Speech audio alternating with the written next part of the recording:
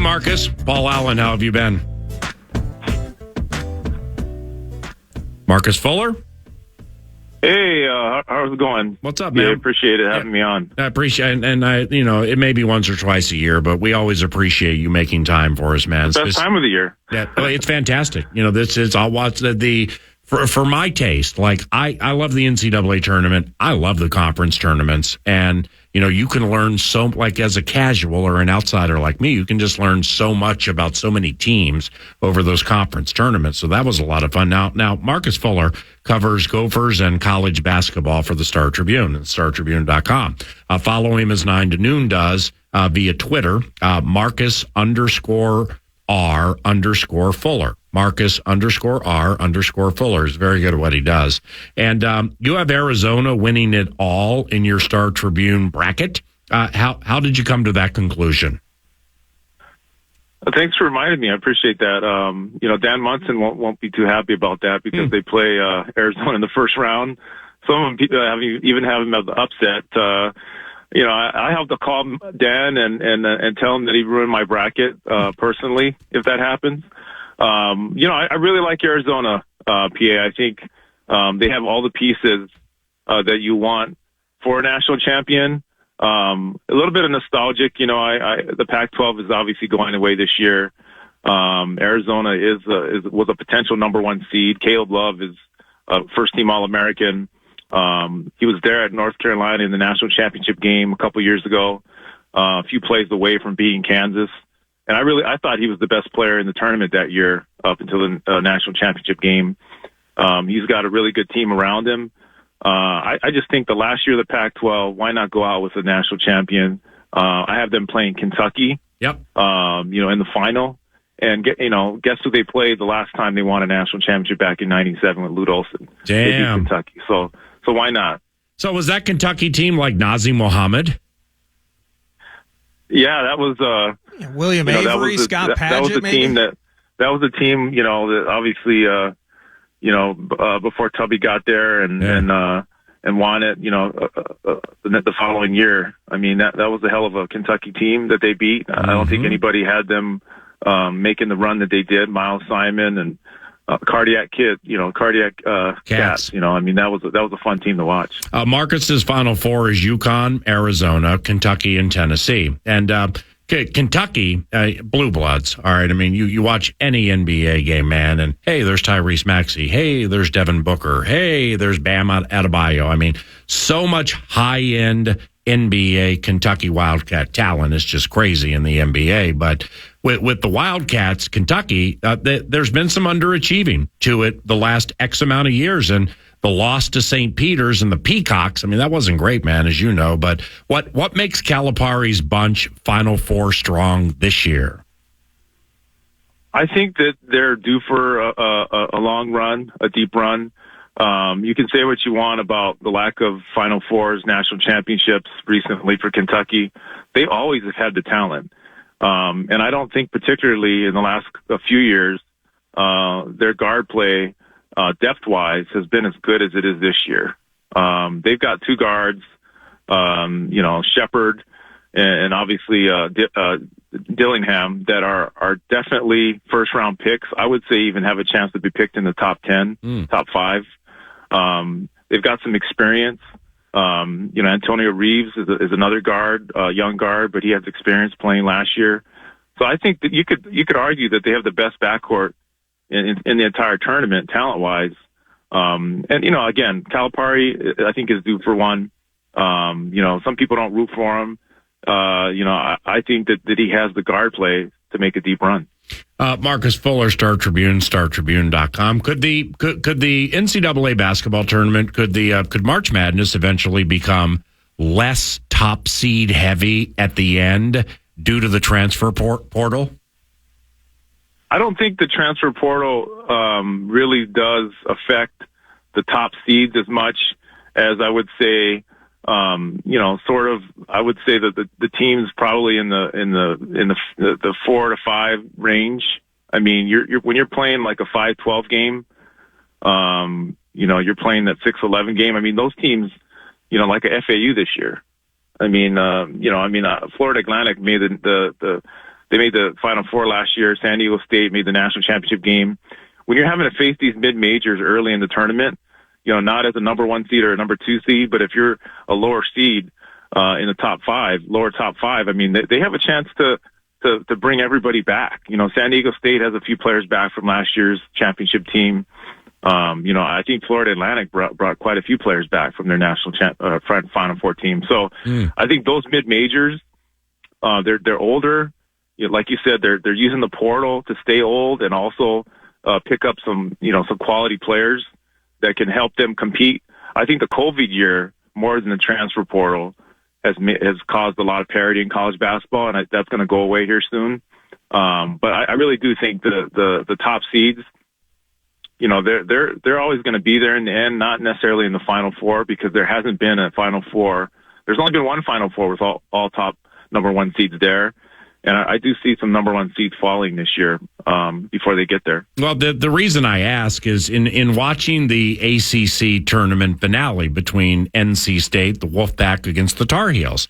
Okay, I haven't watched North Carolina State basketball since Hawkeye Whitney was scoring 30 a game out of DeMatha in Washington, D.C., pun intended. However, in hearing about them, and all the transfers they have. I mean, they played free agency at this level as well as you possibly can play it. And you see the capabilities when the newbies gel. And I'm like, wow, man, this transfer portal, I mean, it may change things like in the very near future. That's the reason I brought it up, Nordo. Yeah, well, you mentioned maybe 1 seed's fallen early in the tournament. Now, you can't fall earlier than Purdue did a year ago, but how strong do you see some of the big-timers of the Big Ten operating within this tournament? Illinois, I think, wins the Big Ten tournament. They sit in that 3 seed. They got a tough draw with UConn in that same bracket, but Purdue back in a 1 slot. What do you think about the Big Ten as March Madness unfolds? Well, we got to see it firsthand, right, in at the Target Center. Incredible tournament, by the way, 2 weeks in a row. I mean, Caitlin Clark, and then obviously, Wisconsin, Illinois was an amazing final. Purdue, I think, is very, very vulnerable this year. I think their guard play, anybody that watched the game against Wisconsin, they just collapsed down the stretch and they had it. I mean, overtime, it was right there for them. Turnover, poor defense down the stretch, and just flat out Wisconsin's guards outplayed them. I know Gopher fans are going to hate it, but I think this Badgers team, you asked me about Purdue, but I'm going to bring Wisconsin into it because they beat them. I think this Badgers team is the most talented, deepest Badgers team that I've seen since their Final Four run. Now, I'll go back to Purdue. I think Purdue, for a number 1 seed, has one of the easier routes to the Final Four, or at least to the Elite Eight. Okay. Because I think Kansas is going to get upset in the first 2 rounds. They're without one of their top players in an All-American candidate, and Kevin McCullar, and Hunter Dickinson was banged up going into the conference tournament. So I think Kansas is going to get upset in the first 2 rounds. They would have met Purdue, in that Sweet 16, and I just see Purdue having the route, but I don't see them getting very far without better guard play. Very suspect in the last tournament game and at the Target Center. Braden Smith had an injury that, I think they're downplaying that a little bit.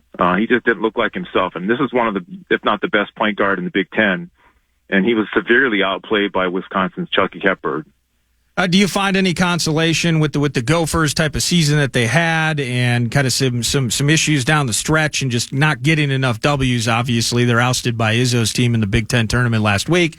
They beat Butler last night, and it was a drama one that went down to the buzzer. But now they're waiting for Indiana State and SMU, and consolation for Gophers fans wanting to find hope and find something good in Ben Johnson's team, and they're seeing him in the NIT. Yeah, how about that? Them making the NIT, because I think that in itself is quite a story. I mean, you had, probably a dozen teams back out of the tournament after they didn't make the NCAA tournament, and also just didn't think much of the NIT. And some people say they just wanted to get a head start on the transfer portal. But they wanted to play. I mean, I talked to them after the Big Ten tournament, lost to Michigan State. A lot of them were looking ahead to the following, to next season and wanting to be back and saying that they had a top 25 caliber team if they were to keep everybody together. But to have them play again, to go to Butler, where Butler's not an easy team to beat there. I mean, they had wins against Creighton and Marquette. Butler wanted it every bit as the Gophers did, and they just made the plays down the stretch to win. Now, we haven't seen this Gopher team, the way they played on the road, for a long time. And so I think that really bodes well, not just for maybe a NIT run, but for next season. If they can get the confidence they had to beat a team like that, and maybe obviously in the next round, I think they can carry over to next year. I'm not sure who's going to be back, but I think they could possibly get the core back. If they're able to do that. This is a team that could make some noise in the Big Ten next year. Well, just unpack that a little bit, if you don't mind. Marcus Fuller covers college basketball and Gophers basketball for the Star Tribune at Marcus_R_Fuller. If you would like to follow him on the X machine, in what ways does Ben Johnson absolutely have this group and this program heading the right direction? And the second part of it is, how is the NIL situation for Gophers basketball? Yeah, I think, first of all, Dinkytown Athletes does a hell of a job with NIL. We've done a couple stories in the Star Tribune about NIL, and it's really taking this program to another level. In football, I mean, spring football is around the corner. Them getting Darius Taylor back, top running back, was huge. Getting the top quarterback was huge. Now you're going to carry over to basketball. I mean, the transfer portal just opened over the weekend, and they're still playing. So you have to make sure you keep these guys out of the portal. Elijah Hawkins is the leading assist guy in the nation, and he said he's coming back. And I think a lot of that is because he thinks the team's going to be really good next year, but I think he also knows that the Gophers are in a different space with NIL now than they were just a year ago. I mean, they're really doing some things, even for basketball specifically, and that's going to be huge in keeping Elijah Hawkins, keeping, if they can keep Cam Christie, Pharrell Payne, and Dawson Garcia. That's the core. I know Dawson obviously is not committed yet to coming back. I know that he really has a lot of goals about the NBA, and he's been in college for a few years now. But if he were to come back, I think that would be the biggest steal of them all, because I really do think that, Dawson, again, played for a couple teams already, right, in North Carolina and Marquette.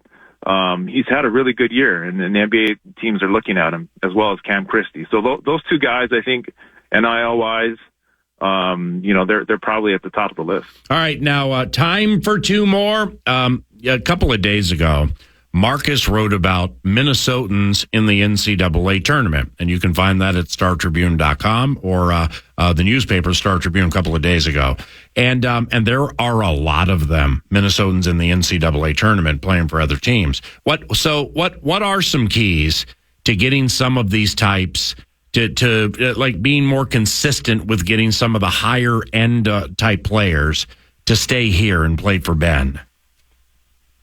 I think Ben's done a really good job of recruiting the state of players that fit what he wants to do and his culture and his program.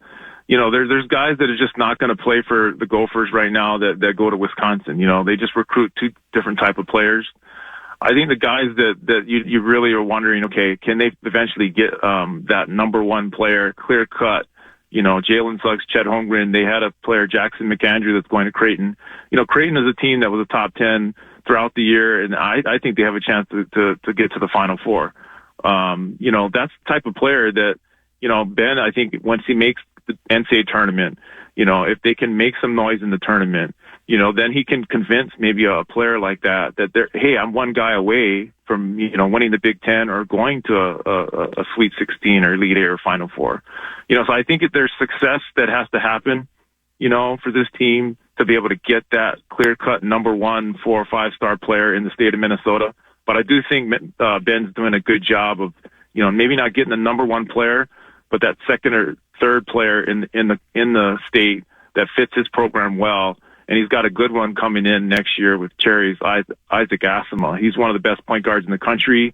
Ben said that at the last minute there were some teams that were going to offer him quite a bit of NIL if he were to not go to Minnesota.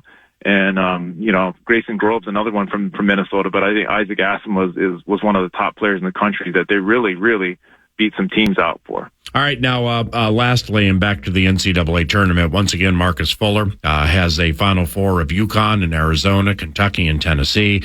He has Zona beating Kentucky in the finals of the championship game of the NCAA tournament. Now, along the way, you have Grand Canyon University making the Sweet 16 and beating high-scoring Alabama over this weekend.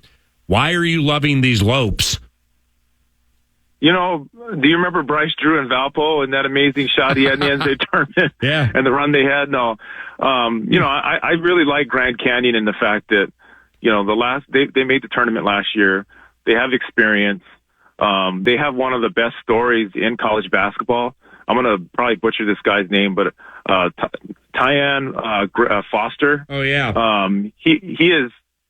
Grant Foster. He is maybe the best story in the tournament. I mean, this is a guy who transferred to two different schools before this in DePaul and Kansas. But he went through, a heart issue that was going to maybe keep him out of playing basketball for, period. And, he battled back from that. He's playing again. You're talking about, life-threatening situation. And he was cleared to play. And so I just like Bryce Drew as a coach. I think, he was at Vandy and he struggled a little bit there, but I think at the mid-major level, he's found like his niche, maybe a little bit like Richard Pitino has right now. And Grand Canyon, they're a winner. I mean, they've been in the tournament last year. They got a few players back from that team, and then they added another player, that I think is an NBA caliber talent. And they don't really have that tough of a draw, in my opinion, in the first round with St. Mary's. And then after that, once you get some momentum, you never know what could happen. Appreciate the time, my man. God bless you and have a wonderful, wonderful weekend. Best of luck with that bracket, okay? Always appreciate it. Thanks, PA. Yep, see you, bud. Marcus Fuller making his yearly stop into the Love Covenant to get our NCAA brackets all squared away, and he's very, very good at what he does, and he's old school, best school. Marcus has been doing it for that scribe for quite some time, and we not only respect, but greatly appreciate that. It's 11:22, Vikes Bites around the corner.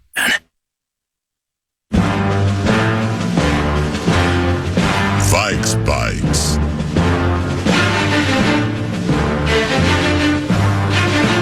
Vikes Bites presented by Thousand Hills Lifetime Grazed Grass-Fed Beef. And you can go to the website, thousandhillslifetimegrazed.com, learn about regenerative agriculture. And you heard Marcus Fuller last segment talking about Gophers hoops and Dinkytown athletes, NIL, and all of those things. When you go to Thousand Hills and you shop online, it's cool, and this giant box of meat shows up at your doorstep.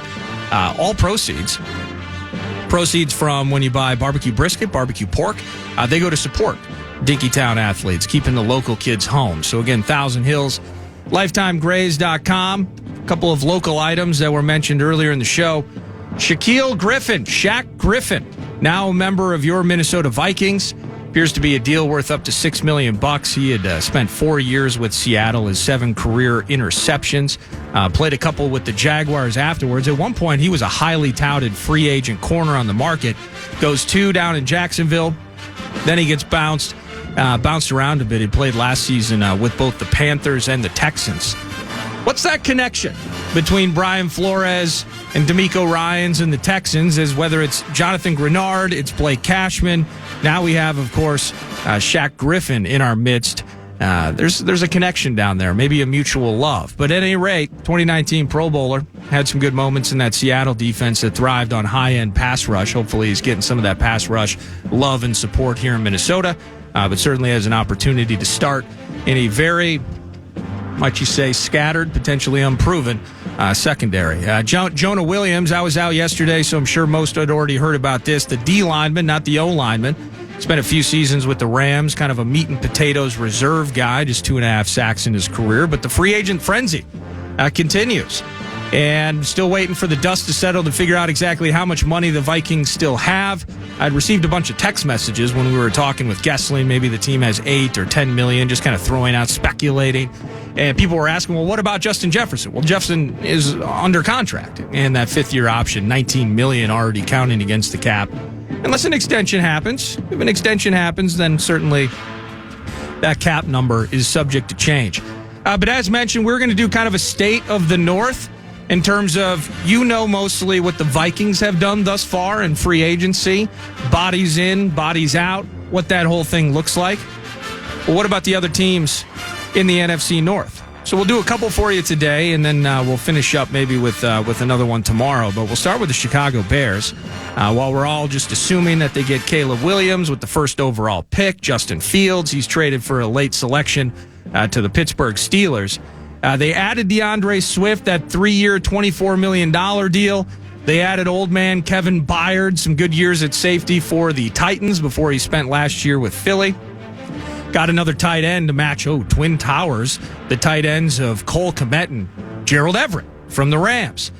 Jonathan Owens, he's a former Packers safety. He's now there. A few O-liners. It looks like Coleman Shelton, one of them, is actually expected to be a starter. But they lost Darnell Mooney to the Falcons, Justin Jones, a D-tackle, to the Cardinals. Dan Feeney, now he's a member of the Vikings. And, of course, most notably from a newsy standpoint, Fields going to the Steelers, but coming in, Keenan Allen is now a member of the Bears as part of a trade. So you're looking at Braxton Jones, Tevin Jenkins. They've tried him basically at every spot on the line. He projects as a left guard. Coleman Shelton, new guy in the mix, projected to be the starter. But they at center. But they re-up Jalen Johnson, Tyreek Stevenson, Brisker, Kyler Gordon, the nickel. They kind of like that secondary. Tremaine Edmonds and T.J. Edwards, a linebacker. They love Montez Sweat, gave him a ton of cash. And, of course, and then they have 2 of the first 10 picks in the NFL draft and a ton of cash to spend. So that's kind of where the Bears are sitting from a state of the North perspective. I guess spitballing a NFC North free agency take a month and change ago, I guess it was just foolhardy. But I'm happy Chicago doesn't have Danielle Hunter.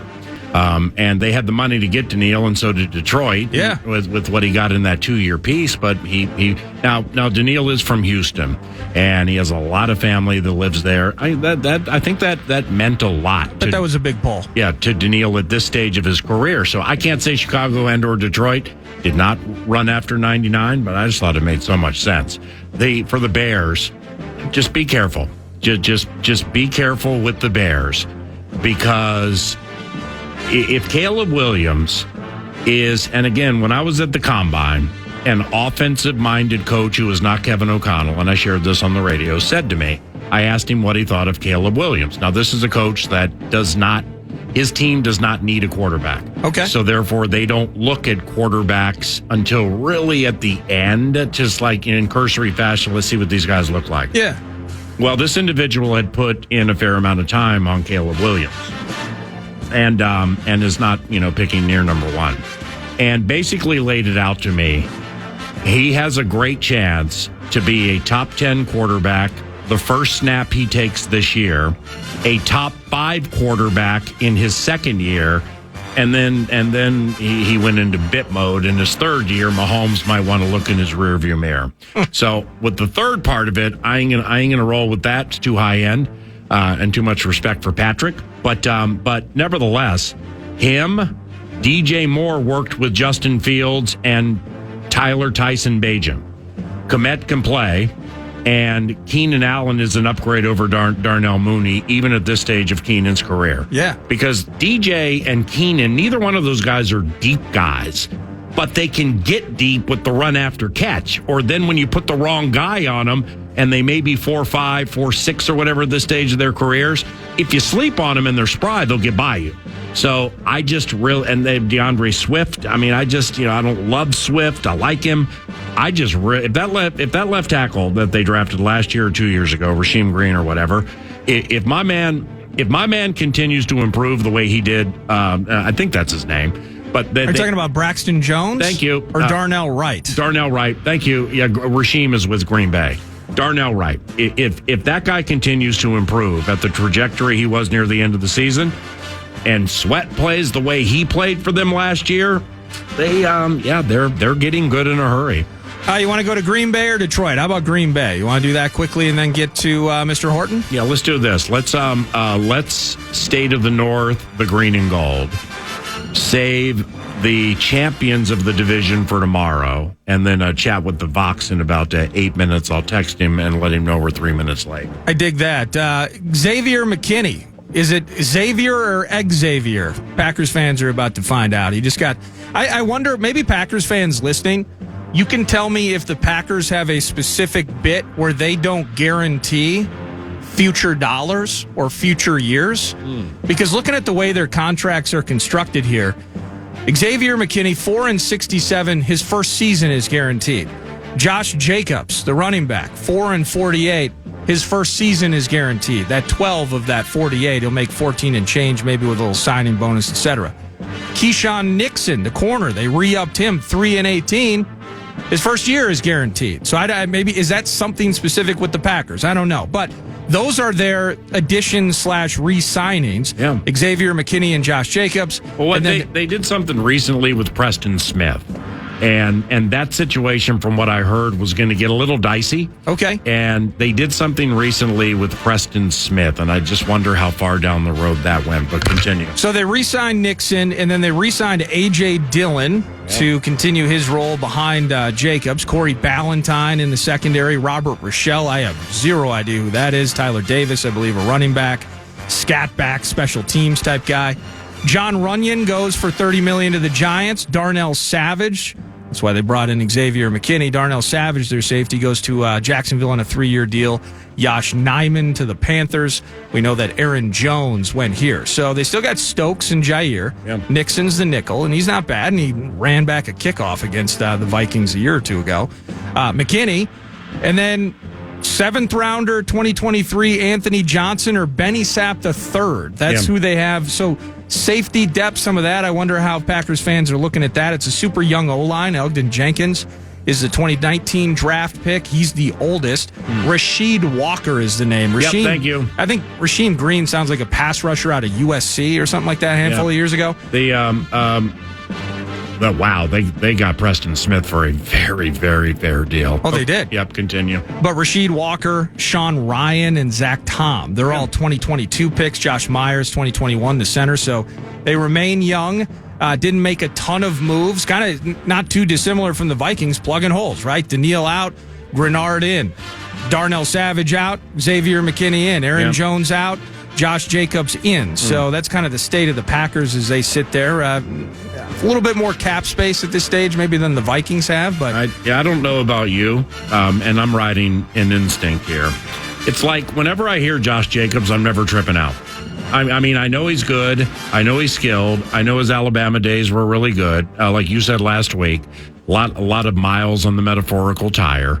I'm just never tripping out on Josh Jacobs. Is not running away from anybody. So he can get loose 10, 15 into a play. He's not running away from anybody. Well, the only thing that I worry about with Josh Jacobs is that he is a guy, though, has proven that he can control and absolutely end a game for your team. I mean, the miles on those tires, the miles on that engine is predicated from him having 200-plus yard games and 30, 35 carries as the Vegas Raiders a couple of years ago ran him down to the freaking nub en route to that rushing title. So if you allow him the opportunity and you give him the reps and rhythm, maybe, and certainly he's no Adrian Peterson, but that was kind of the thing with Adrian. It's like, he can have, certainly, first carry of the game, 2013 season, goes 78 to the house against the Lions, but in a lot of cases, it was 2 yards here, it was 3 yards there, and boom, 40. And I think Josh Jacobs is kind of that guy. You give him enough reps at the goal line, he's nearly a cinch for touchdowns. They got a pretty good one, albeit a very highly used one, in Josh Jacobs. So we run the ball a bit differently in Minnesota. Maybe Aaron Jones is a better fit for the purple. Yeah, I just, this has nothing to do with the border related shoe size situation, but it's when both are healthy, I would prefer to have Aaron Jones over Josh Jacobs. And Green just Bay, the overall game. Yeah, I mean, I know he catches it better. I know he's faster. I don't know enough about Jacobs' pass protection to comment on that. But, yeah, I mean, okay. Aaron Jones, 1-7. Cool. Let's play. And let's play with Alan Horton, the radio Vox for the Minnesota Timberwolves. Calls games on KFAN and the Timberwolves channel on the free iHeartRadio app. Final segment features the Vox on the game against the champs and the state of the Hal. It's FM 100.3. The kids all call it KFAN, and we welcome you.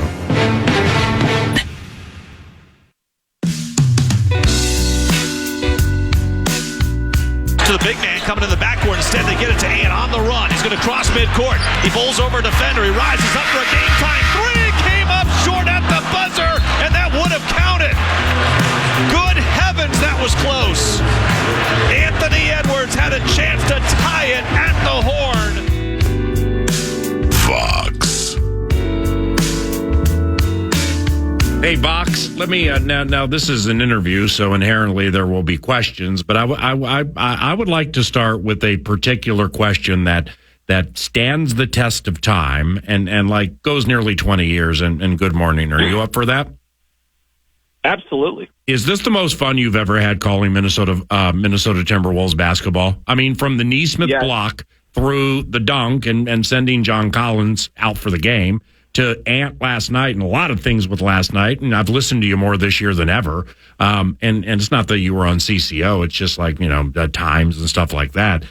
Why is this the most fun? I mean, the team's good and it's top three, a stock in the Western Conference. But just explain to us why this is the most fun you've ever had.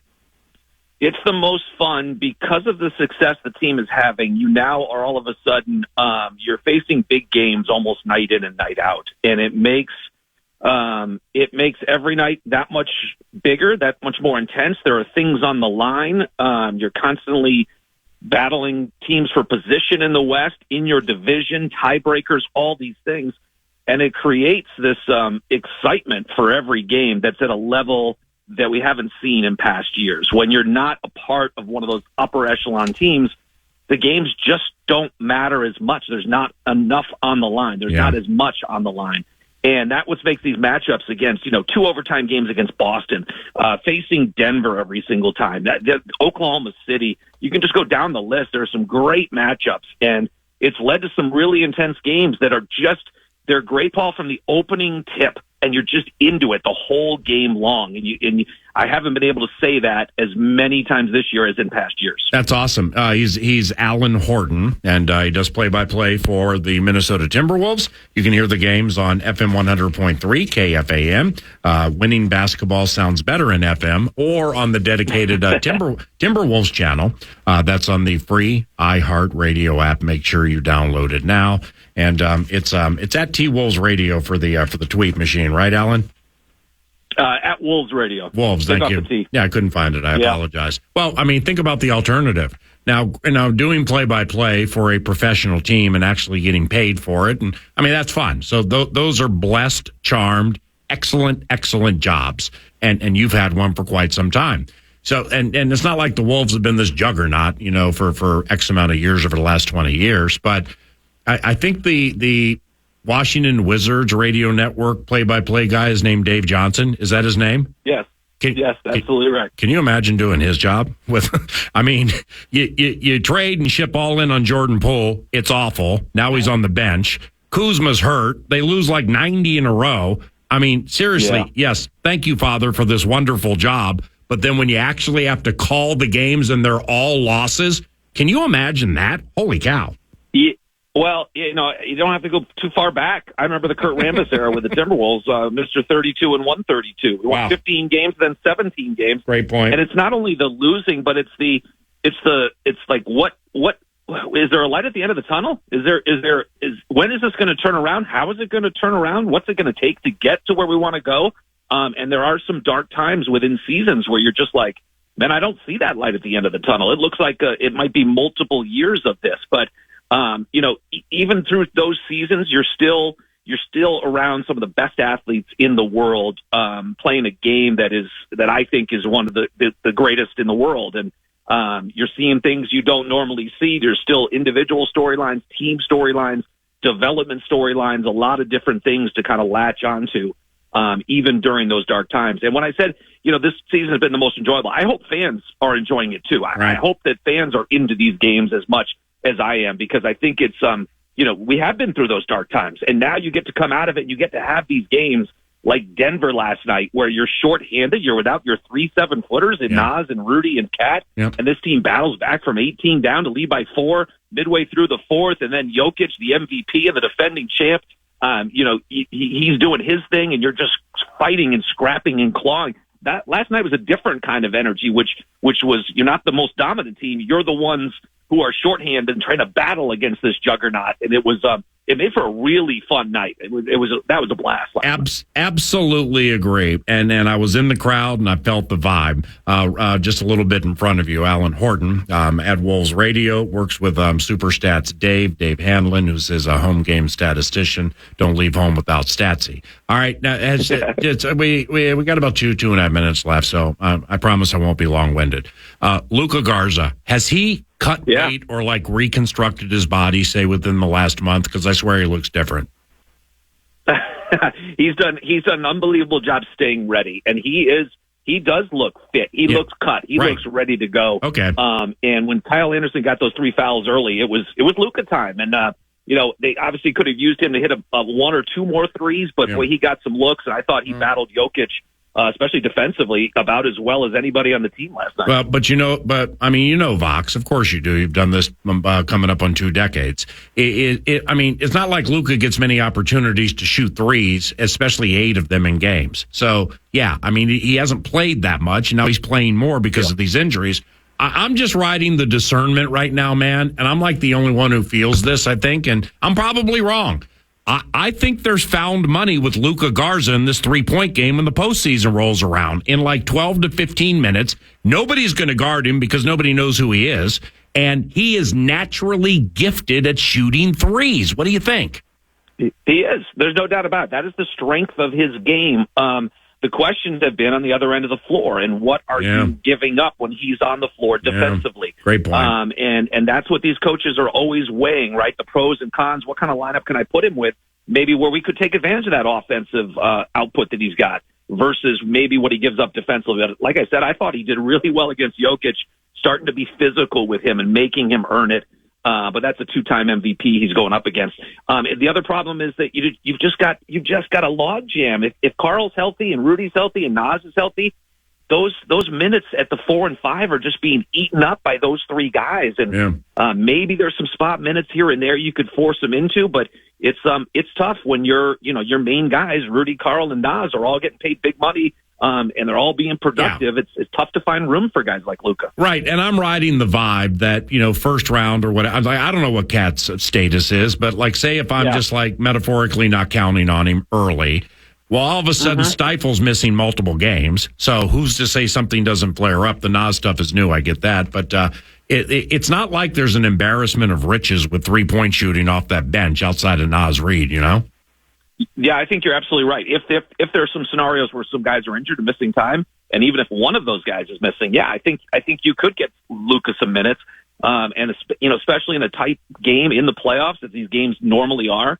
Boy, a 3 or 2 threes can make such a difference, especially when it's coming from an unlikely source. Right, my man, you're elite. It's just so great having you in the family, man. Not only to have you on the radio show weekly, but just to listen to you on the Fan or the iHeart app. Thank you very much for your time, and call a big one in the Cleveland game, okay? You got it, Paul. All the best. See you, buddy. Alan Horton, Vox, for the Minnesota Timberwolves on radio, and I'm Paul Allen. Thank you very much for listening to 9 to Noon today. The program is next, and coming up tomorrow at about 10:45 a.m. As we put that mug together, John Hines, coach of the Minnesota Wild, will join us, hopefully off another victory and one this evening against the Kings.